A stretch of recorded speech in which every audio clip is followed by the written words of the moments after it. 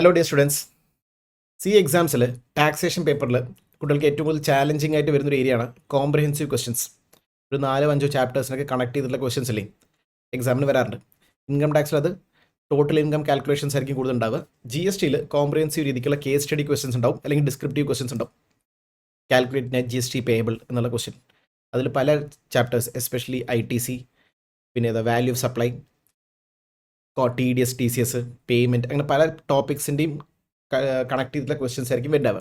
Clear? അപ്പോൾ നിങ്ങൾ എന്ത് ചെയ്യുന്നത് വെച്ചാൽ ആദ്യം അല്ലേ ഓരോ ചാപ്റ്റർ ഇൻഡിവിജ്വലി പഠിച്ച ശേഷം പിന്നെ അവസാനമില്ലേ കോംപ്രിഹെൻസീവ് ക്വസ്റ്റ്യൻസിൻ്റെ പ്രാക്ടീസും കൂടെ ചെയ്യണം. അപ്പോൾ ഞാനിവിടെ ഒരു 4-5 ക്വസ്റ്റ്യൻ സെറ്റ് ചെയ്തിട്ടുണ്ട്. അപ്പോൾ ഈ ഒരു ക്വസ്റ്റ്യനിൽ നമ്മൾ ഒരു 4-5 ചാപ്റ്റർ കണക്ട് ചെയ്തിട്ടുള്ള ക്വസ്റ്റ്യൻ നമ്മൾ സെറ്റ് ചെയ്തിട്ടുണ്ട്. അപ്പോൾ നമുക്ക് ഇതിൻ്റെ ഡിസ്കഷൻ നോക്കാം. പിന്നെ ആൻസർ എങ്ങനെ പ്രസൻറ്റ് ചെയ്യുന്നത് കൂടി ഞാൻ താഴത്ത് കാണിച്ചു തരാം. ക്ലിയർ? അപ്പോൾ ഇതിൻ്റെ PDF ഈ ഒരു വീഡിയോയുടെ താഴത്തുള്ള ഗൂഗിൾ ഡ്രൈവിൽ ഷെയർ ചെയ്തിട്ടുണ്ടാവും. അപ്പോൾ അത് നോക്കി വയ്ക്കാം. ക്ലിയർ? അപ്പോൾ നിങ്ങൾക്ക് കാര്യങ്ങൾ പെട്ടെന്ന് മനസ്സിലാക്കാൻ ഞാനൊരു എക്സ്പ്ലെയിനർ വീഡിയോ പോലെയാണ് അത് ചെയ്യുന്നത്. എന്താണെന്ന് ശ്രദ്ധിക്കേണ്ടതില്ല. ഒരു ക്വസ്റ്റ്യൻ വായിക്കുമ്പോൾ എങ്ങനെയൊക്കെ ശ്രദ്ധിക്കണം, എവിടെയൊക്കെയാണ് നോക്കേണ്ട ഫാക്ടേഴ്സ് അല്ലേ, ആണ് നമ്മൾ ഈ വീഡിയോയിൽ ഡിസ്കസ് ചെയ്യുന്നത്. ഓക്കെ, തുടങ്ങാം. First of all, revolt industry registered in Bangalore. അപ്പോൾ ആദ്യം ആ സ്ഥലം എപ്പോഴും നോക്കണം, കാരണം ഇൻട്രാസ്റ്റേറ്റ് ഏരിയാസ് ഇല്ലേ നോക്കുമ്പോൾ registered in Bangalore, Karnataka. Okay, headquartered in UK. അപ്പോൾ ഇമ്പോർട്ട് ഓഫ് സർവീസും വരാം. Okay, headquarters in UK. Manufactures metal products and uses conductors for electric car. Okay, company uses sophisticated machines. Okay, കാര്യങ്ങളൊക്കെ പറയുന്നത് okay factory എന്ന് പറയുന്നത് ഫസ്റ്റിനെ പറയുന്നത്. അപ്പോൾ എപ്പോഴും ക്വസ്റ്റ്യൻ വായിക്കുമ്പില്ലേ നമ്മൾ അതിൻ്റെ റിലവൻറ്റ് പ്രൊവിഷൻ എന്താണെന്ന് ആലോചിച്ച് പോകണം. എന്നിട്ട് പിന്നെ ക്വസ്റ്റ്യൻ വായിക്കുമ്പോൾ പെട്ടെന്ന് ഉത്തരം കിട്ടും. Employee demand higher wages and went on strike. Okay, അപ്പോൾ അത് കമ്പനിയുടെ ഇഷ്യൂ ആണ്. Okay, fine. എമൻഡം ലീഗൽ ആർബിട്രേഷൻ സർവീസസ് ഓർമ്മയുണ്ടോ? അപ്പോൾ arbitral tribunal services are taxable under RCM if it is provided to a business entity. So it is provided to Revolt Industries business entity. അവിടെ നമ്മൾ ശ്രദ്ധിക്കേണ്ട ഫാക്ടർ എന്താ? Previous year turnover. അപ്പോൾ ഇവിടെ question നോക്കിക്കഴിഞ്ഞാൽ ഏറ്റവും അവസാനത്തേക്ക് മറ്റേ പറയുന്നുണ്ട് previous year turnover is 100 crores. So obviously services by arbitral tribunal to business entity previous year turnover exceeds limit ആണെങ്കിൽ this will be taxable under RCM അല്ലേ. ഇനി ആ ചോദിക്കുക എംപ്ലോയീസ് പേയ്മെൻറ്റ് കൊല്ലം കൊടുക്കേണ്ടി വെച്ചോളൂ. കൊടുക്കേണ്ടവർ ചിലപ്പോൾ കൊടുക്കണമെങ്കിൽ എംപ്ലോയീസും ആർബിട്രൽ ട്രൈബ്യൂണൽ വല്ല കേസ് സെറ്റിൽ ചെയ്യാൻ പൈസ കൊടുക്കണമെങ്കിൽ അത് അതർ ദാൻ ബിസിനസ് എൻറ്റിറ്റിയിൽ എക്സംഷൻ കിട്ടും. ഇപ്പോൾ ട്രൈബ്യൂണൽ അടയ്ക്കേണ്ട, എംപ്ലോയി അടയ്ക്കേണ്ട. പക്ഷേ ഈ കേസിൽ ആരടയ്ക്കണം? റിവോൾട്ട് ഇൻഡസ്ട്രീസ് അടയ്ക്കണം. ഓക്കെ, അപ്പോൾ എത്ര രൂപ? 3 lakhs RCM അടയ്ക്കണം. ഇനി RCMൻ്റെ അഡ്ജസ്റ്റ്മെൻറ്റ് എപ്പോഴും പിള്ളേർ തെറ്റിക്കുന്ന ഒരു ഏരിയയാണ്. RCMൻ്റെ 2 അഡ്ജസ്റ്റ്മെൻറ്റ് ഓർത്ത് വയ്ക്കുക. RCMൻ്റെ ക്വസ്റ്റ്യൻസ് വരികയാണെങ്കിൽ ആദ്യം നിങ്ങൾ എന്ത് ചെയ്യണം? ടേബിൾ 2 കാണിക്കണം. കാരണം നമ്മുടെ ITC ക്യാൻ ബി ക്ലെയിംഡ് അല്ലേ, ടാക്സബിൾ അണ്ടർ റിവേഴ്സ് ചാർജ് ഒക്കെയാണ്. പക്ഷേ 262 പ്രകാരം input tax includes reverse charge. അങ്ങനെയാണെങ്കിൽ RCM അടച്ച പൈസ നമുക്ക് എന്ത് ചെയ്യാം? ITC ക്ലെയിം ചെയ്യാൻ പറ്റും. അപ്പോൾ നേരെ ടേബിൾ 2 കാണിക്കുക.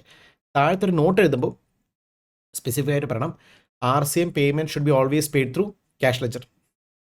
ക്യാഷ് ലെജർ അടയ്ക്കണം, then you can avail ITC. So payment should be made through cash ledger എന്നുള്ള പോയിന്റും എഴുതിയാൽ മാത്രമേ RCMൻ്റെ മാർക്ക് അവർ തരുള്ളൂ.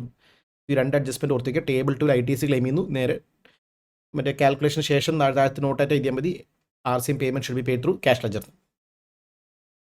സാലറി ഇൻക്രീസ് ചെയ്യാൻ തീരുമാനിച്ചു. അതേപോലെ company decide to pay health insurance. ഈ ഹെൽത്ത് ഇൻഷുറൻസ് 2 സ്ഥലത്ത് വരുന്നുണ്ട്. എവിടേക്കാണ്? ഒന്ന്, കമ്പനി പേ ചെയ്യുന്ന എംപ്ലോയീസിന് പേ ചെയ്യുന്ന ഹെൽത്ത് ഇൻഷുറൻസ് അല്ലേ, അതെല്ലാം ബ്ലോക്ക്ഡ് ക്രെഡിറ്റ് വരും. സെക്ഷൻ 17 സബ്സെക്ഷൻ 5 ക്ലോസ് B ഇല്ലേ, B പ്രകാരം ഹെൽത്ത് ഇൻഷുറൻസ്, ലൈഫ് ഇൻഷുറൻസ് ഇല്ലേ paid for employees or company ആർക്ക് വേണ്ടി ചെയ്താലും അത് ITC cannot be claimed, blocked ആണ്. ഇനി ഇൻഷുറൻസ് കമ്പനിയുടെ ആംഗിൾ എന്തായിരിക്കും? ഇൻഡിവിജ്വൽസിനാണ് health and life insurance provide ചെയ്യുന്നെങ്കിൽ എന്തായിരിക്കും? എക്സംഷൻ ഉണ്ട്. കമ്പനീസിനും ഒക്കെ ഗ്രൂപ്പ് ഇൻഷുറൻസ് ഒക്കെ ആണെങ്കിൽ എന്തായിരിക്കും? ടാക്സബിൾ ആയിരിക്കും. അപ്പോൾ ശരിക്കും പറഞ്ഞാൽ ഈ 5 lakh rupees ഇൻഷുറൻസ് കമ്പനിയില്ലേ, ഹെൽത്ത് ഇൻഷുറൻസ് കമ്പനി സ്റ്റാറില്ലേ, സർവീസസ് ടു റിവോൾട്ട് ആണെങ്കിൽ ടാക്സബിൾ ആണ്. പക്ഷേ കമ്പനിക്ക് ഈ അടച്ച ടാക്സ് എന്ത് ചെയ്യാൻ പറ്റില്ല? ITC ക്ലെയിം ചെയ്യാൻ പറ്റില്ല. ബ്ലോക്ക്ഡ് റേറ്റ് ആണ് 17(5)(b). ഓക്കെ അല്ലേ. അടുത്തത് ബിൽഡിംഗ് റിപ്പയറുമായി ബന്ധപ്പെട്ട ഏരിയാസ് ആണ്. കണ്ടോ, ഒക്ടോബറിൽ ബിൽഡിംഗ് റിപ്പയർ ചാർജസ് വന്നു. വർക്ക്സ് കോൺട്രാക്ട് ഒന്ന് ഗോപി 6 lakh rupees. അപ്പോൾ 6 lakhs plus GST ഉണ്ടാവും. റിപ്പയറിൻ്റെ വർക്കുമായി ബന്ധപ്പെട്ട് നമ്മൾ നോക്കേണ്ടത് 17(5)(c)യും 17(5)(d)യിലും കൺസ്ട്രക്ഷൻ ഓഫ് ഇമ്മൂവ് പ്രോപ്പർട്ടി എന്നുള്ള വാക്ക് ഉപയോഗിച്ചിട്ടുണ്ട്. കൺസ്ട്രക്ഷൻ എന്നുള്ള വാക്ക് ഡിഫൈൻഡ് ആണ്. അതിൽ പറയുന്നത് ക്യാപിറ്റലൈസ് ചെയ്ത ബുക്സ് മാത്രമേ കൺസ്ട്രക്ഷനെ കണക്കാക്കുള്ളൂ. ഇവിടെ പറയുന്നത് ഡെബിറ്റഡ് ടു P&L എന്തായിരിക്കും? ITC can be claimed. Generally ITC can be claimed. അപ്പോൾ അത് പ്രശ്നമില്ല, ITC എടുക്കാൻ പറ്റുന്ന എക്സ്പെൻസ് ആണ്. പക്ഷേ പേയ്മെൻറ്റ് നമ്മൾ മുന്നേ കൊടുത്തു. ഇപ്പോൾ ഒക്ടോബറിലാണ് പരിപാടി ആക്ടിവിറ്റി നടക്കുന്നതെങ്കിലും നമ്മൾ എന്ത് ചെയ്തു? സെപ്റ്റംബറിൽ പൈസയും കൊടുത്തു. അപ്പോൾ അത് കൊടുത്തിട്ടുണ്ട്. പക്ഷേ പ്ലസ് GST കൊടുത്തിട്ടുണ്ടാവും അല്ലേ. പക്ഷേ ഗോപി ഇഷ്യൂ ഇൻവോയ്സ് എപ്പോഴാണ് നിൽക്കുന്നത്? നവംബറിലാണ് നിൽക്കുന്നത്. ഒക്ടോബറിലാണ് നമ്മുടെ ITCയുടെ കാൽക്കുലേഷൻ ചോദിച്ചിരിക്കുന്നത്. ഒക്ടോബറിൽ ITC കിട്ടില്ല. കാരണം എന്താ? പൊസഷൻ ഓഫ് ടാക്സ് ഇൻവോയ്സ് കിട്ടുന്നത് എപ്പോഴായിരിക്കും? നവംബറിലല്ലേ? സോ അങ്ങനെ tell me ITC can be claimed in which month? November month എടുക്കാം, ഒക്ടോബറിൽ നില്ല് കാണിക്കാം, ക്ലെയിം ചെയ്യാൻ പറ്റില്ല. ക്ലിയർ. അപ്പോൾ ഈ സെക്ഷൻ വരിക 16 subsection 2 clause A, possession of tax invoice ഉള്ള കോൺസെപ്റ്റില്ലേ, അതാണ് നമ്മൾ ഇവിടെ അപ്ലൈ ചെയ്യേണ്ട പ്രൊവിഷൻ. Clear, fine. ഇനി കമ്പനി നാഷണൽ ലെവൽ മീറ്റിംഗ് ഉണ്ടായി നടത്തി ഗോവയിൽ. Okay, fine. കോപ്പർ പ്രൊഡക്ട്സിനൊക്കെ ഉണ്ടാക്കാൻ വേണ്ടിയിട്ട് അതിനുവേണ്ടി ഫുഡ് എക്സ്പെൻസസ് ഇൻകർ ചെയ്ത് വെച്ചോളൂ. കമൺ, ഫുഡ് എക്സ്പെൻസസിന് ITC കിട്ടില്ല, എല്ലാവർക്കും അറിയാം. ഏത് സെക്ഷൻ 17(5)B അല്ലെ, B4 biryani. Event management service received ഇല്ലേ ഫ്രം EM ഇവൻറ്റ്സ് ഗോവ. അപ്പോൾ ഇവിടെ ശ്രദ്ധിക്കുക, ഇവൻറ്റ് മാനേജ്മെൻറ്റ് എന്തായിരിക്കും? ITC ക്യാൻ ബി ക്ലെയിംഡ്, പ്രശ്നമൊന്നുമില്ല. Plus event management place of supply ശ്രദ്ധിക്കണം. പ്ലേസ് ഓഫ് സപ്ലൈ ഏതായിരിക്കും? ഗോവയത്തെ കമ്പനി ഗോവയിൽ നടക്കുന്ന പ്രോഗ്രാമിന് ഇവൻറ്റ് മാനേജ്മെൻറ്റ് ചെയ്യുന്ന പറയുന്നത്. അപ്പോൾ ശ്രദ്ധിക്കുക, പ്ലേസ് ഓഫ് സപ്ലൈ നമ്മൾ കണക്കാക്കുമ്പോൾ 12 സബ്സെക്ഷൻ 7 പ്രകാരം രജിസ്റ്റേർഡ് പേഴ്സൺ ആണെങ്കിൽ എഴുതണം ലൊക്കേഷൻ ഓഫ് റെസിപ്പിയൻറ്റ്, അതായത് ബാംഗ്ലൂർ ആയിരിക്കും പ്ലേസ് ഓഫ് സപ്ലൈ. ബാംഗ്ലൂർ ആയിരിക്കും പ്ലേസ് സപ്ലൈ. ക്ലിയർലി? അങ്ങനെ ടെൽ മീ എന്ത് ടാക്സ് വരിക? IGST ആണ് വരിക. അപ്പോൾ IGST നമുക്ക് എന്ത് ചെയ്യാം? ടേബിൾ 2 ITC ആയിട്ട് എടുക്കുകയും ചെയ്യാം, കുഴപ്പമൊന്നുമില്ല. ക്ലിയർ? അല്ലാതെ C+S ആയിരിക്കില്ല. അപ്പോൾ എക്സാമിന് ഈ പ്രൊവിഷൻ കൂടി ലിങ്ക് ചെയ്തിട്ടില്ലേ? അതേപോലെ ആലോചിച്ച് ഒരു ഗോവയിൽ നടന്നൊരു ട്രെയിനിങ് പ്രോഗ്രാം ആണെങ്കിൽ, ട്രെയിനിങ് ആണെങ്കിൽ 12 സബ്സെക്ഷൻ 5 അല്ലേ, അതിലും രജിസ്റ്റേർഡ് പേഴ്സൺ ആണെങ്കിൽ ലൊക്കേഷൻ ഓഫ് റെസിപ്പിയൻ്റ് ആയിരിക്കും. ശരിയല്ലേ? ഫൈൻ. സോ നമ്മൾ നോക്കിയിട്ട് വേണം തീരുമാനിക്കാൻ C ആണോ S ആണോ I ആണോ എന്നില്ല. ചിലപ്പോൾ പ്ലേസ് ഓഫ് സപ്ലൈയുടെ കോൺസെപ്റ്റ് കൂടി ക്വസ്റ്റ്യനിൽ കയറിടാം. Okay, fine. ഇനി അടുത്തത് റിപ്പയർ എക്സ്പെൻസസ് ഓഫ് വെഹിക്കിൾ ആണെങ്കിൽ ഏത് സെക്ഷൻ വരാം? 17(5)AB പ്രകാരം ഇൻഎലിജിബിൾ ആണ് ജനറലി. ഏത് വെഹിക്കിളിന്? 17(5)A പ്രകാരമുള്ള ഇൻഎലിജിബിൾ ആണ്. A ഓർ A പ്രകാരമുള്ള വെഹിക്കിൾസ് ഒക്കെ ആണെങ്കിൽ. സോ ഇവിടെ കാർ പർച്ചേസ്ഡ് 17(5)A പ്രകാരം ഇൻഎലിജിബിൾ ആണ്. അപ്പോൾ ITCയും കിട്ടൂ? ഇല്ല. ഏത് സെക്ഷൻ പ്രകാരം? AB പ്രകാരം. ട്രക്ക് 50,000 രൂപയുടെ ട്രക്കിൻ്റെ റിപ്പയർ എക്സ്പെൻസസ് എന്തായിരിക്കും? ട്രക്കിൻ്റെ റിപ്പയർ എക്സ്പെൻസ് ITC കിട്ടും, കാരണം not covered under 17(5)A, not covered under 17(5)A. അപ്പോൾ ITC can be claimed. Clearly? Mini bus more than 13 seats അല്ലേ, 13 സീറ്റ്സിനെക്കാട്ടി കൂടുതലായതുകൊണ്ട് not covered under 17(5)A, hence not covered under 17(5)AB, അതുകൊണ്ട് ITC can be claimed. ശരിയല്ലേ? Yes. ഇനി company has a water shortage ഇല്ലേ? കണ്ടോ, water shortage ഒക്കെ വന്നു. അപ്പോൾ കമ്പനി എന്ത് ചെയ്തു? ഒരു കമ്പനിയുടെ പേര് നോക്കൂ, നല്ല പേരല്ലേ, പാനിയിലേക്ക് ജാവോ എന്നുള്ള കമ്പനിയുടെ കയ്യിൽ നിന്ന് വാട്ടർ ഡിസ്ട്രിബ്യൂഷനില്ലേ, പൈപ്പ് ലൈൻ സ്ട്രക്ചേഴ്സ് അല്ലേ വെച്ചു. സോ പൈപ്പ് ലൈൻസ് നമ്മൾ ഓർമ്മയിൽ നോക്കാം. Pipelines inside the factory, outside the factory. Pipeline lead outside the factory is treated as immovable property ഇല്ലേ? ക്ലിയർ? ഇമ്മൂൾ പ്രോപ്പർട്ടി തന്നെ കണക്കാക്കും. അത് പ്ലാന്റ് ആൻഡ് മെഷീനറി അല്ല, അത് പ്ലാന്റ് ആൻഡ് മെഷീനറി അല്ല. ശ്രദ്ധിക്കുക, ലെയ്ഡ് ഔട്ട്സൈഡ് ദ ഫാക്ടറി ആണെങ്കിൽ it is not plant and machinery എന്നുള്ള കോൺസെപ്റ്റില്ലേ. അപ്പോൾ അങ്ങനെയാണെങ്കിൽ ITC കിട്ടുമോ? ഇല്ല. ITC cannot be claimed. A section വരെ 17(5)C ഓൺ. ഇവിടെ എന്താ പറയുന്നത്? വർക്ക്സ് കോൺട്രാക്റ്റ് ആണോ നോക്കട്ടെ. ഇവിടെ എത്ര രൂപ? 17(5)C ഇടാം, വർക്ക്സ് കോൺട്രാക്റ്റ് ആയിരിക്കും. ക്ലിയർ? അപ്പോൾ ITC cannot be claimed, it's outside the factory. Calculate GST payable for the month പറയുന്നുണ്ട്. അപ്പോൾ ആദ്യം ഇതിൽ പറയുന്നത് സപ്ലൈ ഇൻട്രാ സ്റ്റേറ്റ്സും ഇൻട്രസ്റ്റേറ്റ് സെയിൽസ് വന്നിട്ടുണ്ട്. അപ്പോൾ ഈ സെയിൽസിന് മുകളിൽ CMSും വരില്ലേ, അത് കണ്ടുപിടിച്ചു. RCMൻ്റെ നോട്ട് ഇവിടെ ശരിക്കും കൊടുക്കേണ്ട നിർബന്ധമില്ല, ജസ്റ്റ് ഇവിടെ ആഡ് ചെയ്തു മാത്രമേ ഉള്ളൂ. ശരിക്കും ഇത് ടേബിൾ 3 ഇട്ടാൽ മതി. അപ്പോൾ ശരിക്കും ഔട്ട്പുട്ട് ടാക്സ് മാത്രം കാണിച്ചാൽ മതി ടേബിൾ 1.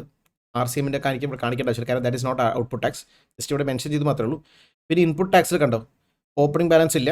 ആർബിട്രൽ ട്രൈബ്യൂണൽ IGST വന്നു, കാരണം ഡൽഹി ആൾക്കാരാണ്. ഹെൽത്ത് ഇൻഷുറൻസ് ക്ലെയിം ചെയ്യാൻ പറ്റില്ല, വർക്ക്സ് കോൺട്രാക്റ്റ് കിട്ടില്ല, ഫുഡ് കിട്ടില്ല. ഇവൻറ്റ് മാനേജ്മെൻറ്റ് ഇത് കിട്ടും, ഇൻട്രസ്റ്റേറ്റ് ആണ്. റിപ്പയർ എക്സ്പെൻസിൻ്റെ ITC കാറിന് കിട്ടില്ല, മിനി ബസ്സിനും ട്രക്കിനും കിട്ടും, പൈപ്പ് ലൈൻ കിട്ടില്ല. Plant and machinery definition excluded ആണെന്നുള്ളതാണ് അതിൽ keyword. Clear? So total eligible ITC ഇത്ര വരും. നേരെ എന്ത് ചെയ്യുക? ടേബിൾ 1 ടേബിൾ 2 മൈനസ് ചെയ്തിട്ടുള്ള ടേബിൾ 3 നെറ്റ് GST പേബിളില്ലേ കണക്കാക്കണം. ഇനി ഇതിൽ തന്നെ ആലോചിക്കും, ഇവിടെ 3 പേബിളാണ്, വലിയ കുഴപ്പമില്ല. ഇതിൽ തന്നെ IGSTയിൽ എക്സസ് വന്നാൽ, IGSTയിൽ ITC ഫോർ എക്സാമ്പിൾ 7 lakh ഉണ്ടെങ്കിൽ ഏ സെക്ഷൻ അപ്ലൈ ചെയ്യണം? 49A and B ഇല്ലേ? 49A and B read with rule 88A ഇല്ലേ? അത് അപ്ലൈ ചെയ്യണം. സിയിലുമാണ് എസ്സിലാണ് എക്സസ് എങ്കിൽ 49 subsection 5 clause B and C ഇല്ലേ? ആദ്യം C നിൽക്കുന്നു, പിന്നെ S നിൽക്കുന്നില്ലേ? ആ പ്രൊവിഷൻ അപ്ലൈ ചെയ്യേണ്ടി വരും. ക്ലിയർലി? യെസ്. പിന്നെ RCMൻ്റെ പേയ്മെൻറ്റ് അവസാനം കൂടി നോട്ട് ആയിട്ട് ചെയ്തിട്ടില്ലേ? I should be paid through cash ledger. Cash വരുമ്പോൾ ക്യാഷ് ലെജർ. ക്ലിയർലി? സോ ഈ രീതിക്കാണ് ഒരു ആൻസറും പ്രസൻറ്റ് ചെയ്യേണ്ടത്. Hope it is clear. Okay, next will discuss question number 2. Astro limited question നോക്കാം. റെഡി? ഫസ്റ്റ് ഓഫ് ഓൾ ക്വസ്റ്റ്യനിൽ പറയുന്നത് supplier is in Calicut, registered ആണ്. Supplier recipient is in Punjab. So it is interstate supply അല്ലേ? IGST വരുന്ന കേസാണ്, ജൂലൈയിൽ വെക്കുന്നത്. Agreement ജൂലൈയിലൊക്കെ ആയിരുന്നു എന്നൊക്കെ പറയുന്നുണ്ട്. Okay, exclusively for B K. Okay, list prices 21 lakhs. അപ്പോൾ ലിസ്റ്റ് പ്രൈസ് പറയുമ്പോൾ ട്രാൻസാക്ഷൻ വാല്യൂ ഇല്ലേ, നോർമലി എഗ്രി ചെയ്ത പ്രൈസ് എത്രയായിരുന്നു?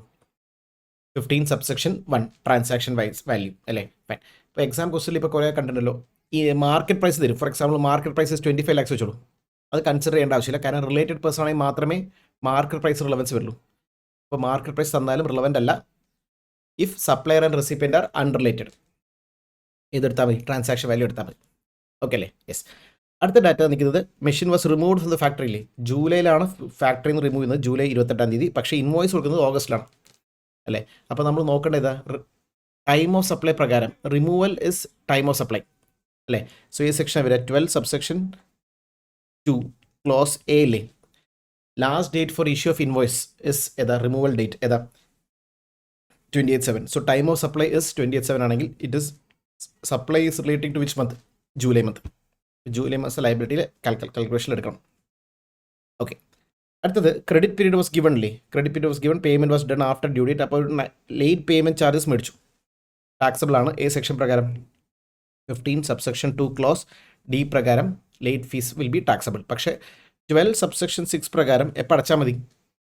When it is actually received and on the amount it is received ഇല്ലേ, on the amount it is received, അതിന് മുകളിൽ അടച്ചാൽ മതി. ഇവിടെ ഫുൾ ആൻഡ് ഫൈനൽ സെറ്റിൽമെൻറ്റ് ആയിട്ട് എത്ര കിട്ടി? 30,000 കിട്ടി. അപ്പോൾ 30,000-ന് മുകളിൽ ജി എസ് ടി അടച്ചാൽ മതി. എക്സ്ക്ലൂഡിങ് ജി എസ് ടി പറഞ്ഞു കഴിഞ്ഞാൽ plus G S T extra കിട്ടി നടത്തും. അപ്പോൾ വാല്യൂ എടുത്താൽ മതി. ക്വസ്റ്റ്യൻ സൈലൻ്റ് ആണെങ്കിൽ നമുക്ക് എക്സ്ക്ലൂസീവ് ഓർ ഇൻക്ലൂസീവ് ആയിട്ട് എടുക്കാം. ഇൻക്ലൂഡിങ് ജി എസ് ടി തന്നെ എന്ത് ചെയ്യണം? Into 100 divide by 100 plus rate ഇല്ലേ, എത്ര? അത് മാത്രമേ വാല്യൂ എടുക്കാൻ പറ്റും. 30,000 ഇൻക്ലൂഡിങ് ജി എസ് ടി ആണെങ്കിൽ ജി എസ് ടിയുടെ കോമ്പണൻറ്റ് എടുത്ത് കളയണം. പക്ഷേ ഇവിടെ എക്സ്ക്ലൂഡിങ് ജി എസ് ടി പറഞ്ഞാൽ 30,000 എക്സ്ട്രാ തന്നിട്ട് നടത്തും, 30 പ്ലസ് ജി എസ് ടി തന്നിട്ടുണ്ട്. അപ്പോൾ പിന്നെ 30 വാല്യൂ എടുത്താൽ മതി. ഓക്കെ അല്ലേ? യെസ്. പിന്നെ സ്പെഷ്യൽ പാക്കിംഗ് വാസ് ഡൺ അല്ലേ, കോസ്റ്റ് ഓഫ് പാക്കിംഗ് 20,000 അവർക്ക് വേണ്ടി ചെയ്ത് കൊടുത്തത് അതുകൂടി ചെയ്യണം, ആഡ് ബാക്ക് ചെയ്യണം. എ സെക്ഷൻ പ്രകാരം 15(2)(c) പ്രകാരം 15(2)(c) പ്രകാരം ഇൻസിഡൻ്റൽ എക്സ്പെൻസസ് ഇല്ലേ related to supply shall be added. ഇനി നമ്മൾ ചിലവാക്കിയപ്പോൾ നമുക്ക് ചിലവാക്കിയ പാക്കിംഗ് ചാർജ് ഇല്ലേ, നമ്മളത് മേടിക്കുന്ന സമയത്ത് നമുക്ക് ചിലവായ എത്രയുണ്ട്? 5% ജി എസ് ടി അടച്ചില്ലേ, അത് നമുക്ക് ITC ക്ലെയിം ചെയ്തൂടെ? നമ്മൾ ചിലവാക്കിയ കോസ്റ്റായിട്ട് നമ്മൾ ചിലവാക്കുമ്പോൾ 20,000 നമ്മൾ പേ ചെയ്തായിട്ട് അസ്യൂം ചെയ്യണം. അങ്ങനെയാണെങ്കിൽ ഇത് നമ്മൾ മേടിച്ചപ്പോൾ ടാക്സ് അടച്ചിട്ടുണ്ടാവില്ലേ, അത് നമുക്ക് എന്ത് ചെയ്യാം? ITC table 2 എടുത്തൂടെ? സോ അതും ഒരു അഡ്ജസ്റ്റ്മെൻ്റ് ആയിട്ട് വരും.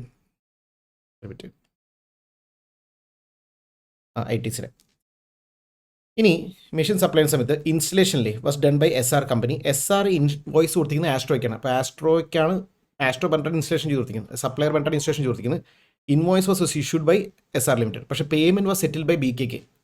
അപ്പോൾ ഈ സെക്ഷൻ വരിക 15 സബ്സെക്ഷൻ 2 ക്ലോസ് B പ്രകാരം supplier liable to pay the consideration actually incurred by recipient ആണെങ്കിൽ എന്ത് ചെയ്യണം? Add to taxable value. അപ്പോൾ അതെന്ത് ചെയ്യണം? ആഡ് ചെയ്യണം.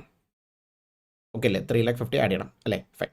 സോ നമ്മളിവിടെ കണ്ടോ കാൽക്കുലേഷൻ കൊടുത്തിട്ട് താഴത്ത് 21 lakhs ആദ്യം പാക്കിംഗ് ആഡ് ചെയ്തു, ഇൻസ്റ്റലേഷൻ ആഡ് ചെയ്തു. ഓക്കെ, ഇനി subsidy from other than government generally added അല്ലേ, അതർ ദാൻ ഗവൺമെൻറ് ആണെങ്കിൽ എന്തെങ്കിലും ആഡ് ചെയ്യണം. പക്ഷേ ഇവിടെ പറയുന്നത് given as a token of appreciation, no direct relation to goods, price of the goods അല്ലേ. അപ്പോൾ not directly link to price ആണെങ്കിൽ ഗിഫ്റ്റ് പോലെ തന്നു വെച്ചോളൂ, അത് ആഡ് ചെയ്യേണ്ട ആവശ്യം ഇല്ല. പക്ഷേ 20,000 രൂപ സബ്സിഡി ഇല്ല, also receive from Reliance Foundation, other than government ആണ്. Specific condition to reduce the price by 20,000, 20,000 കുറയ്ക്കാൻ പറഞ്ഞാൽ നമ്മൾ എന്ത് ചെയ്യണം അല്ലേ? കൺസിഡർ ചെയ്യണം. പക്ഷേ list prices after considering subsidy പറഞ്ഞു കഴിഞ്ഞാൽ അതിൻ്റെ മീനിങ് എന്താ വെച്ചാൽ ഓൾറെഡി ഈ സബ്സിഡി തരാം എന്ന് പറഞ്ഞ ശേഷം കുറച്ച് വെച്ചിരിക്കുന്ന അർത്ഥം. അപ്പോൾ ശരിക്കും പറഞ്ഞു കഴിഞ്ഞാൽ 21,20,000 രൂപയ്ക്ക് വിൽക്കേണ്ട സാധനമായിരുന്നു. 21,20,000 രൂപയ്ക്ക് വിൽക്കേണ്ട സാധനമായിരുന്നു. 20,000 രൂപ റിലയൻസ് സബ്സിഡി തന്നിട്ട് പറഞ്ഞു 20 കുറച്ചിട്ട് വിൽക്കാൻ പറഞ്ഞു. അപ്പോൾ നമ്മൾ 21 വിൽക്കാൻ തീരുമാനിച്ചു. അങ്ങനെ കുറച്ചിട്ട് വിൽക്കാൻ പറഞ്ഞാൽ പ്രൈസസ് ഡയറക്ട്ലി ലിങ്ക്ഡ് അല്ലേ, and from other than government ആണെങ്കിൽ നമ്മൾ ചെയ്യണം ആഡ് ബാക്ക് ചെയ്യണം അല്ലേ, ആഡ് ബാക്ക് ചെയ്യണം. പക്ഷേ ഇവിടെ ആഡ് ബാക്ക് ചെയ്യുന്ന സമയത്ത് 20,000 ഇൻക്ലൂഡിങ് GST ആയിട്ടില്ലേ കണക്കാക്കിയിട്ട് എടുക്കുകയാണെങ്കിൽ, ഇൻക്ലൂഡിങ് GST ആണ് തന്നിരിക്കുന്നത് അല്ലേ, അങ്ങനെയാണെങ്കിൽ നമുക്ക് എന്ത് ചെയ്യാം? ഇൻക്ലൂസീവ് ബേസിസില്ലേ കണക്കാക്കിയിട്ട് അത് ബാക്കി ആഡ് ബാക്ക് ചെയ്താൽ മതി. ക്ലിയർ? അപ്പോൾ ഇവിടെ ഇൻക്ലൂസീവ് ബേസിസ് കണക്കാക്കിയിട്ട് അത് ഇൻക്ലൂസീവ് എക്സ്ക്ലൂസീവ് നിങ്ങൾക്ക് വലിയ കുഴപ്പമുണ്ടാവില്ല എക്സാമിന്, കാരണം ഫൈനലിൽ മാത്രമേ ടെസ്റ്റ് ചെയ്യാൻ ചാൻസ് ഉള്ളൂ. ഇൻ്റർണൽ കുഴപ്പമില്ല, 20 കുറച്ചാലും പ്രശ്നമൊന്നുമില്ല, എക്സ്ക്ലൂഡിങ് GST ആയിട്ട് കണക്കാക്കി എടുക്കാം. ക്ലിയർ? ഇനി അടുത്ത കണ്ടോ, transportation was arrange by Astro ABC transport. പക്ഷേ അവർ ബില്ല് കൊടുക്കുന്ന ആർക്കാ? Invoice to BKK. ABC bill ചെയ്യുന്നത് ആസ്ട്രോയ്ക്കല്ല, BKK-ക്കാണ്. അപ്പം recipient liable to pay the consideration paid by recipient, അത് ആഡ് ബാക്ക് ചെയ്യേണ്ട ആവശ്യമില്ല. സാധാരണ നമ്മൾ ഫ്രൈറ്റ് ചാർജസ്, ട്രാൻസ്പോർട്ടേഷൻ ചാർജ് പറഞ്ഞാൽ ഇൻസിഡൻ്റൽ എക്സ്പെൻസ് അല്ലേ പറയും. പക്ഷേ അത് റെസിപ്പിയൻറ്റ് ചിലവാക്കിയിട്ടുള്ള പൈസ, അത് റെസിപ്പിയൻറ്റിൻ്റെ ചിലവാണ്, റെസിപ്പിയൻറ്റ് ചിലവാക്കി. നമ്മൾ ചുമ്മാ ഫോം വിളിച്ച് അറേഞ്ച് ചെയ്തിട്ടേ ഉള്ളൂ. സപ്ലയർ കൊടുക്കാനുള്ള പൈസ റെസിപ്പിയൻറ്റ് കൊടുത്താൽ മാത്രം ആഡ് ബാക്ക് ചെയ്താൽ മതി. റെസിപ്പിയൻറ്റിന് കൊടുക്കാൻ ലയബിൾ ആയിട്ടുള്ള സാധനം, കാരണം കോൺട്രാക്ട് പ്രകാരം ട്രാൻസ്പോർട്ടേഷൻ ചെയ്ത ഉത്തരവാദിത്തം ആർക്കാ? റെസിപ്പിയൻ്റാണ്. നമ്മൾ ചിലപ്പോൾ ഫോണൊക്കെ വിളിച്ച് അറേഞ്ച് കൊടുക്കുക, അത്രേ ഉള്ളൂ. പക്ഷേ അതൊരു കൺസിഡറേഷൻ കണക്കാക്കിയാൽ റെസിപ്പിയൻറ്റ് ലയബിളായി പൈസ റെസിപ്പിയൻറ്റ് കൊടുക്കുകയാണെങ്കിൽ സപ്ലയറുടെ ഇതിൽ ആഡ് ബാക്ക് ചെയ്യേണ്ട ആവശ്യം ഇല്ല. ടോട്ടൽ TCS കളക്ട് ചെയ്ത് കഴിഞ്ഞാൽ ആഡ് ചെയ്യേണ്ട ആവശ്യമില്ല. ഏത് നോട്ടിഫിക്കേഷൻ നമ്പർ 76 പ്രകാരമില്ലേ, നോട്ടിഫിക്കേഷൻ നമ്പർ 76 പ്രകാരം TCS ആഡ് ബാക്ക് ചെയ്യേണ്ട ആവശ്യം ഇല്ല. ക്ലിയർ? കാരണം it is an interim levy not having character of tax എന്നുള്ള വാക്ക് ഉപയോഗിച്ചിട്ടുണ്ട്, അതിന് എഴുതാൻ ശ്രമിക്കാം. ഓക്കെ. ഇനി Kerala government gave a subsidy of 40,000 വെച്ചോളൂ, directly linked to and directed the company to reduce the price which was acceptable. List prices before considering the subsidy പറഞ്ഞാൽ, അതായത് സബ്സിഡിനൊക്കെ മുന്നേ 21 ലക്ഷത്തിന് തീരുമാനിച്ചു വിൽക്കാൻ, പക്ഷേ പിന്നെ ഗവൺമെൻറ് പറഞ്ഞു 40 ഞങ്ങൾ തരാം, വില കുറയ്ക്കാൻ പറഞ്ഞു. ക്ലിയർ? അങ്ങനെയാണെങ്കിൽ വില കുറച്ചുണ്ടാവില്ലേ? കുറച്ച് എമൗണ്ട് മുകളിൽ GST അടച്ചാൽ മതി, വില കുറച്ചുണ്ടാവും. ആ വില കുറച്ച് എമൗണ്ട് മുകളിൽ GST അടച്ചാൽ മതി. സോ ഇവിടെ കണ്ടോ, കേരള ഗവൺമെൻറ് കിട്ടിയ സബ്സിഡിയില്ലേ 40,000. പിന്നെ ഇവിടെ ഗവൺമെൻറ് സബ്സിഡി GST ആപ്ലിക്കബിലിറ്റി ഇല്ലല്ലോ. Government subsidy GST ആപ്ലിക്കബിലിറ്റിയുടെ പരിവിയിലല്ല. ഇപ്പോൾ 40,000 തന്നിട്ട് 40,000 കുറയ്ക്കാൻ പറഞ്ഞു പ്രൊഡക്റ്റിൻ്റെ വില, അത് നമ്മൾ കുറയ്ക്കുകയും ചെയ്തു. അങ്ങനെയാണെങ്കിൽ ആദ്യം തീരുമാനിച്ച് 21, പിന്നെ ശേഷമാണ് സബ്സിഡി അല്ലേ? അപ്പോൾ 40 കുറച്ചിട്ടുള്ള ബാക്കി എമൗണ്ട് നമ്മൾ GST കാൽക്കുലേറ്റ് ചെയ്താൽ മതി. കണ്ടില്ലേ, കാൽക്കുലേഷൻസ് കണ്ടില്ലേ? Okay, fine. ഇനി ടൈം ഓഫ് സപ്ലൈ ഞാൻ ഇവിടെ എടുത്ത് പറയുന്നത് റിമൂവൽ ഡേറ്റ് ആണ് കൺസിഡർ ചെയ്യുന്നത്. അപ്പോൾ ഏതായിരിക്കും? ജൂലൈ മാസത്തെ ലയബിലിറ്റിയിൽ കണക്കാക്കേണ്ടത് അല്ലേ? ഫൈൻ. ഇനി ഇതിൽ ബാക്കിയുള്ള ഇൻഫർമേഷനില്ലേ, ഇൻവേർട്ട് സപ്ലൈനെ കുറിച്ച് പറയുന്നുണ്ട്. ബാംഗ്ലൂരിൽ നിന്ന് 5 lakh rupees മെറ്റീരിയൽ മേടിച്ചിട്ടുണ്ട്. Supplier issued invoice on July കിട്ടി, പക്ഷേ supplier has not file GSTR1 file ചെയ്തിട്ടില്ലെങ്കിൽ ITC ചാപ്റ്ററിൽ പഠിച്ചിട്ടില്ലേ, 16 subsection 2 clause AA പ്രകാരം സപ്ലയർ GSTR ഫയൽ ചെയ്യണം. റെസിപ്പിയൻറ്റിന് 2A 2Bയിൽ ക്രെഡിറ്റ് വരണ്ടേ? റൂൾ 36(4)ലും അതെടുത്ത് പറയുന്നുണ്ട്. സോ അങ്ങനെയാണ് സപ്ലയർ GSTR ഫയൽ ചെയ്തിട്ടില്ലെങ്കിൽ ITC കിട്ടുമോ? ഇല്ല. അപ്പോൾ ടേബിൾ 2ൽ നില്ല് കാണിക്കണം. അതേപോലെ നമ്മൾ 8 ലക്ഷം രൂപ ബ്രാൻഡ് പ്രൊമോഷനും അല്ലെങ്കിൽ ഫോർ എക്സാമ്പിൾ TV ആഡിന് വേണ്ടി ചിലവാക്കി വെച്ചോളൂ. ക്ലിയർ? ഇൻവോയ്സ് നേരത്തെ ജൂലൈ തന്നെ കിട്ടി, പക്ഷേ സപ്ലയർ GSTR1 ഫയൽ ചെയ്തു. പക്ഷേ എന്താ പ്രശ്നം? ആഡ് ഷൂട്ടിംഗ് നടന്നിട്ടില്ല വെച്ചോളൂ, 2 മാസം കഴിഞ്ഞിട്ടുണ്ട്. അപ്പോൾ അഡ്വാൻസ് കൊടുത്തിരിക്കണം. അപ്പോൾ അഡ്വാൻസ് പൈസ കൊടുത്താലും ITC കിട്ടില്ല, because service is not received. അപ്പോൾ 16(2)(b)യുടെ കണ്ടീഷൻ വയലേറ്റ് ചെയ്തുകൊണ്ട് അതിൻ്റെ ITCയും കിട്ടില്ല. റേറ്റ് ഓഫ് ടാക്സ് വന്നിട്ട് ഇവിടെ ക്വസ്റ്റ്യൻ റിക്വയർമെൻറ്റ് വളരെ ശ്രദ്ധിക്കുക. Calculate GST payable for the month of July and August പറയുന്നുണ്ട്.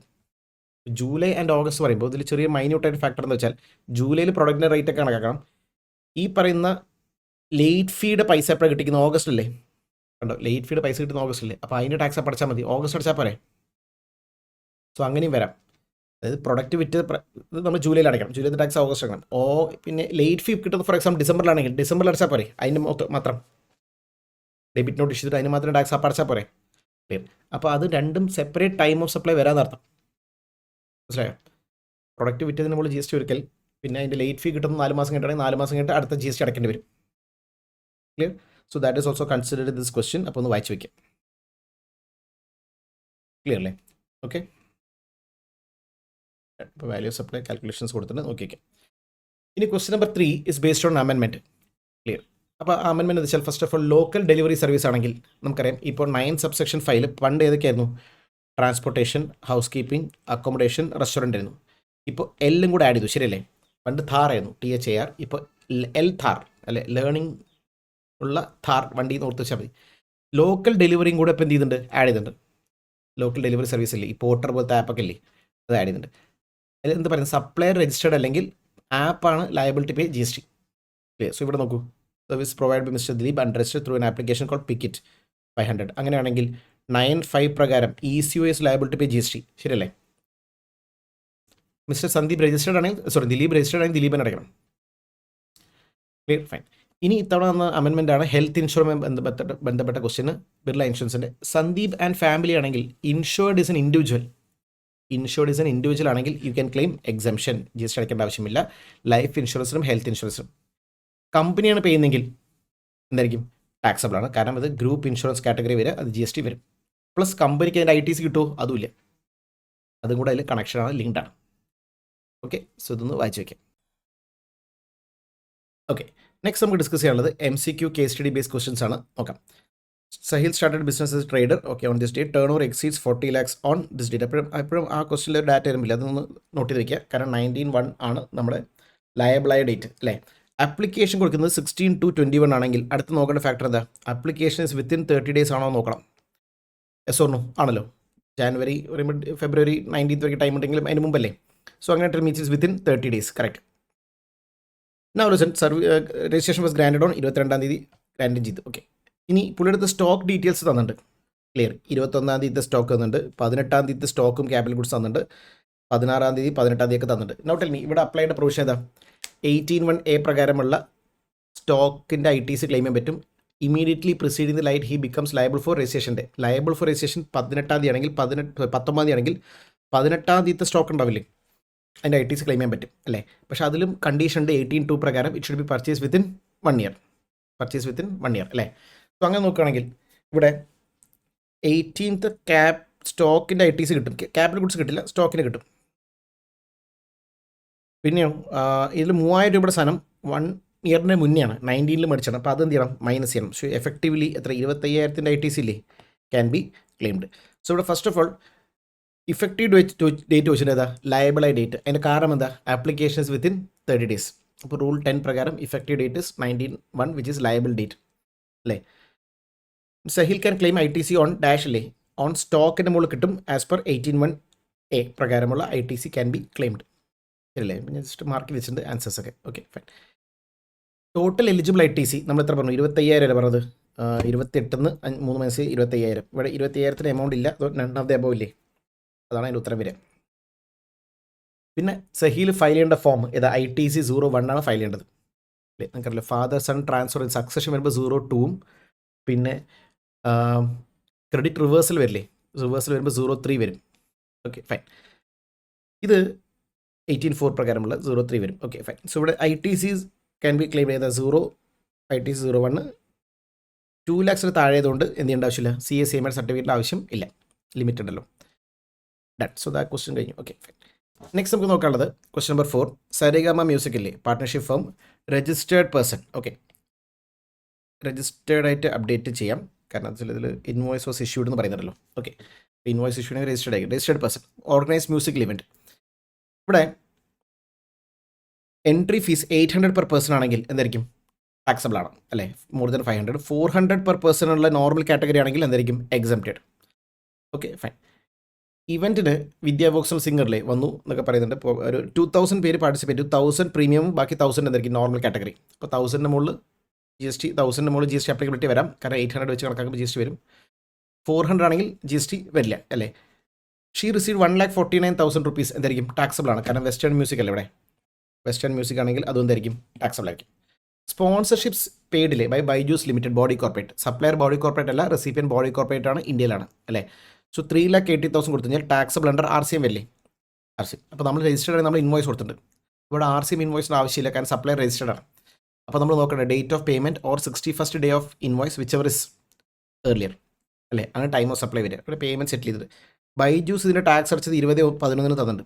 Okay, first of all aggregate turnover of Saregama മ്യൂസിക്കാണ് ചോദിക്കുന്നത്. അതിൽ പറയുക ചുഗം ചെയ്യും, ഈ 8 lakhൻ്റെ 1000 വെച്ചിട്ട് 8 ലക്ഷം വരും. 800 വെച്ചിട്ട് 800 into 1000 8 lakhs വരും. 400 into 1000 എത്ര? 4 lakh വരും. പ്ലസ് ഈ 3,80,000 സ്പോൺസർഷിപ്പ് ഇൻകം കിട്ടിയില്ലേ, അതും കൂടെ എന്തിൽ ആഡ് ചെയ്യണം? ഈ പറയുന്ന അഗ്രിഗേറ്റ് ടേൺ ഓവറിൽ ആഡ് ചെയ്യണം ഓഫ് സപ്ലയർ. റെസിപ്പിയൻ ടാക്സ് അടച്ചാലും സപ്ലയർ ടേൺ ഓവർ അല്ലേ, ക്ലിയർ. അപ്പോൾ എത്ര ഒരു 12 lakhs പ്ലസ് 3,80,000 അല്ലേ വരും. അപ്പോൾ ഇതിൽ വരുന്നില്ല എമൗണ്ട്. അപ്പോൾ ഇതായിരിക്കും നൺ ഓഫ് ദ എബോവ് ഇട്ടുണ്ട് ആൻസർ. Okay fine. വിദ്യാഭോക്സ് എന്തായിരിക്കും? വെസ്റ്റേൺ മ്യൂസിക് ആയതുകൊണ്ട് it will be taxed under forward charge. അതിൻ്റെ ക്ലാസിക്കൽ ആയിരുന്നെങ്കിൽ എന്തായിരിക്കും? എക്സംപ്റ്റഡ് ആയതിനെ, കാരണം 150 താഴെയല്ലേ. Okay fine. Now sponsorship income shall be taxable under reverse charge, കാരണം recipient is body corporate. And time of supply ഇത് പ്രകാരം കണക്കാക്കണം, 13(3) പ്രകാരം കണക്കാക്കണം. Date of payment or 61st day of invoice whichever is earlier. അപ്പോൾ അത് കണക്കാക്കിയിട്ട് interest അടയ്ക്കുന്നത് വെച്ചു, കാരണം ഇവർ പൈസ അടച്ച് വൈകിട്ടില്ലേ. ക്ലിയർ. അപ്പോൾ നമ്മൾ നോക്കേണ്ടത് 3,80,000 മുകളിൽ ടാക്സ് കാൽക്കുലേറ്റ് ചെയ്യാം. 3,80,000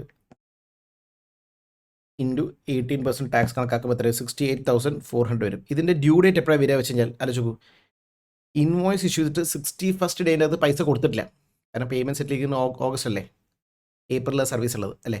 അപ്പോൾ 61st ഡേ പറയുമ്പോൾ ഏത് നമുക്ക് എടുക്കുകയാണെങ്കിൽ മെയ് ജൂണിൽ വരിക, 25th അല്ലെങ്കിൽ 26 ജൂൺ എടുത്തോളൂ തൽക്കാലത്തേക്ക്, കാരണം അത് ഏത് ഡേറ്റ് വന്നാലും കുഴപ്പമില്ല. അപ്പോൾ ജൂണിലാണ് ടൈം ഓഫ് സപ്ലൈ എങ്കിൽ എപ്പോൾ ടാക്സ് അടയ്ക്കണം? ഈ ജൂലൈ അടക്കണ്ടേ? July 20th due date. 21 ജൂലൈ മുതൽ പൈസ അടയ്ക്കുന്ന ഡേറ്റ് വരയ്ക്കില്ലേ ഇൻട്രസ്റ്റ് കാൽക്കുലേറ്റ് ചെയ്യാം. ഞാൻ റഫായിട്ട് ഇട്ടാണ് ഇൻട്രസ്റ്റ് കാൽക്കുലേറ്റ് ചെയ്ത് ഇതിൽ ഉത്തരം വരുമ്പോൾ നൺ ഓഫ് ദ എബവ് വരും. കാരണം ഞാനത് തൽക്കാലത്തേക്ക് കാൽക്കുലേഷൻ നിങ്ങൾ ചെയ്യാൻ വേണ്ടിയിട്ട് എനിക്ക് കിട്ടണം, അത്രേ ഉള്ളൂ. ഇൻട്രസ്റ്റിൽ വരുമ്പോൾ കാൽക്കുലേഷൻ ചെയ്ത് വയ്ക്കുക. ഇതിൽ എമൗണ്ട് ഞാൻ നൺ ഓഫ് ദ എബവ് പെട്ടെന്ന് ടൈപ്പ് ചെയ്യാൻ വേണ്ടിയിട്ട് എടുത്തപ്പോൾ നൺ ഓഫ് ദ എബവ് ഇട്ടാണ്, അത്രേ ഉള്ളൂ. അതായത് കാൽക്കുലേഷൻ ചെയ്തില്ല, അതുകൊണ്ട് ഞാൻ ചുമ്മാ നൺ ഓഫ് ദ എബവ് ഇട്ടു. ഇത് മൂന്നും അല്ലല്ലോ. ക്ലിയർ? അപ്പോൾ ഇൻട്രസ്റ്റ് കാൽക്കുലേറ്റ് വെച്ചാൽ മതി. അപ്പോൾ എക്സാമിന് ഇൻട്രസ്റ്റ് കാൽക്കുലേഷൻ ആയിട്ട് ക്വസ്റ്റ്യൻ വരാം. Okay fine. ITC on sponsorship ഫീസില്ലേ? ക്ലിയർ? എന്തായിരിക്കും? ബൈജൂസിന് ടാക്സ് അടച്ച ശേഷം എന്തായിരിക്കും ITC എടുക്കാൻ പറ്റും. ടാക്സ് അടച്ച ശേഷം ITC എടുക്കാൻ പറ്റും. അതാണ് D എന്നുള്ള പോയിന്റ്. കണ്ടില്ലേ? ഓക്കെ. ഇനി ക്വസ്റ്റ്യൻ നമ്പർ 6 പറയുന്നത് പ്ലേസ് ഓഫ് സപ്ലൈ ഇല്ലേ, പാസഞ്ചർ ട്രാൻസ്പോർട്ടേഷൻ ആണ് നോക്കേണ്ടത്, രജിസ്റ്റേർഡ് അൺരജിസ്റ്റേർഡ് നോക്കേണ്ടത്. അപ്പോൾ ഇവിടെ നോക്കൂ, രജിസ്റ്റേർഡ് പേഴ്സൺ ആണെങ്കിൽ ലൊക്കേഷൻ ഓഫ് റെസിപ്പിയൻ്റ് എടുക്കണ്ടേ? 12 സബ്സെക്ഷൻ 8 പ്രകാരം അല്ലേ? ഫൈൻ. 12(8) ആണ് ഇവിടെ കോട്ട് ചെയ്യുന്ന പ്രൊവിഷൻ. അപ്പോൾ അതാണ് D എന്നുള്ളതിന് ആൻസർ. ക്ലിയർ? ഇനി ബിൽഡിംഗ് ഡിസൈൻ സർവീസസ് 12 പ്രകാരമാണെങ്കിൽ, ബിൽഡിംഗ് ഈസ് ഔട്ട്സൈഡ് ഇന്ത്യ ആണെങ്കിൽ നമ്മൾ നോക്കേണ്ടത് location of recipient. In India ആണെങ്കിൽ നോക്കിയാൽ മതി location of immovable property. Outside India ആണെങ്കിൽ ലൊക്കേഷൻ ഓഫ് റെസിപ്പിയൻ്റ് ആണ് നോക്കേണ്ടത്. 12 സബ്സെക്ഷൻ 3 ഇമ്മൂവബിൾ പ്രോപ്പർട്ടി അല്ലേ? ഇവൻറ്റ് മാനേജ്മെൻറ്റ് സർവീസ് ആണെങ്കിൽ നോക്കേണ്ട ഫാക്ടർ ഏതാ? അൺരജിസ്റ്റേർഡ് ആണെങ്കിൽ നോക്കേണ്ട factor location of recipient. If event is held outside India, ശരി, ഇവിടെ ക്വസ്റ്റിൽ പറയുന്നത് event is held outside India ആണെങ്കിൽ ലൊക്കേഷൻ ഓഫ് റെസിപ്പിയൻ്റ് ആയിരിക്കും. ഇന്ത്യയിലാണെങ്കിൽ നമ്മൾ നോക്കേണ്ട ഫാക്ടർ എന്താ? രജിസ്റ്റേർഡ് ആണെങ്കിൽ ലൊക്കേഷൻ ഓഫ് റെസിപ്പിയൻറ്റും, അൺരജിസ്റ്റേർഡ് ആണെങ്കിൽ place where event is held. പക്ഷേ ഇവൻറ്റ് ഇന്ത്യയുടെ പുറത്തേക്കുന്നതുകൊണ്ട് ഏത് നോക്കണം? ലൊക്കേഷൻ ഓഫ് റെസിപ്പിയൻറ്റ് മാത്രം നോക്കിയാൽ മതി. ക്ലിയർ അല്ലേ? യെസ്. അപ്പോൾ ആൻസേഴ്സ് ഒക്കെ നോക്കി വയ്ക്കാം. Okay, thank you.